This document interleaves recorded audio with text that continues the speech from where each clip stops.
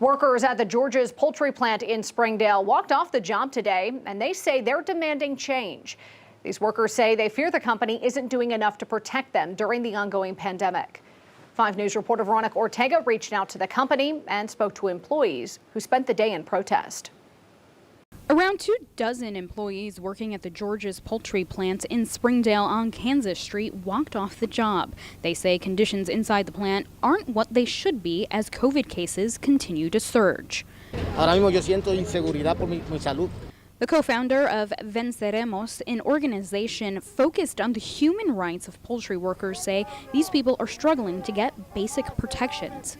The main issue is that it's impossible for them to practice social distancing, and so they are demanding that the company allows them to social distance and also to deep sanitize the plant. Though they did not respond to our request for comment, the company's website outlines measures it's taken to enhance safety, including regular temperature checks and mandated mask wearing, plus staggering shift start times to eliminate bottlenecks at screening and time clocks. Employees say that recently changed. Departamento a la misma hora.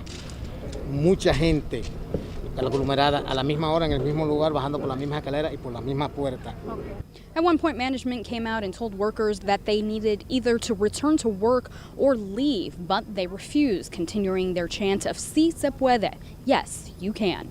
Workers say they plan to be here until their voices are heard.